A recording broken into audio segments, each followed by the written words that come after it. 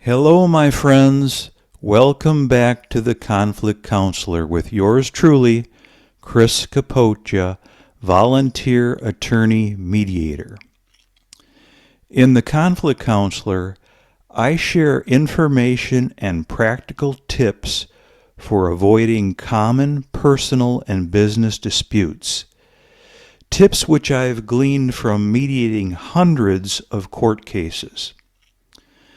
Of course, many of these cases involve disputes between neighbors, and many of these neighbor disputes concern, as you might guess, fallen trees and limbs. So today, we're going to discuss who is responsible for what when the bough breaks.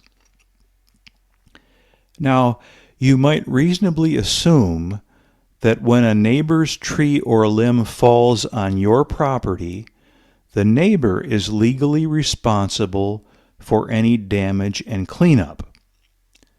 Well, maybe. In most jurisdictions, liability is determined by the condition of the tree or limb. That's right. If a neighbor's healthy tree or part thereof falls on your property, say due to the weather, aka an act of God, then you are responsible for any damage and cleanup on your property. However, if the neighbor's tree or limb was dead, diseased, or otherwise unhealthy, and they had actual knowledge of this condition before it fell, the neighbor would be liable for damage and cleanup on your property. The neighbor's failure to take remedial action, despite knowledge of the unhealthy condition of the tree, would be considered negligence. Of course, it is one thing to allege negligence in these tree cases, and quite another thing to prove it and collect damages. That's why it usually makes more sense in these cases, as in most disputes, to negotiate a settlement, saving time, money, stress, not to mention good relations. Recently, a neighbor's old black locust tree fell on my driveway, taking out one of my smaller ornamental trees in the process. Fortunately, there was no damage to the driveway. I suspect the locust was weakened after a long life and ready to come down at any time. However, because I could not in good faith impute this knowledge to my neighbor, I did not raise the issue of her liability.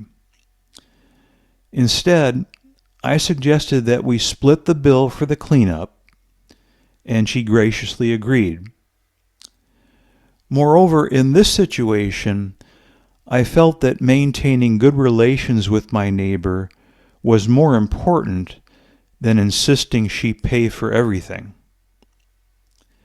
A couple of thoughts to conclude our discussion. Consider having a certified arborist assess the condition of your trees to determine if remedial action is necessary.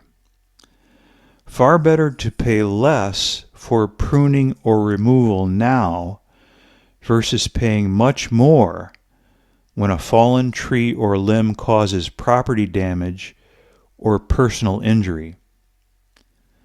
Finally, we should note that homeowners insurance may cover some of the expense incurred when the bough breaks.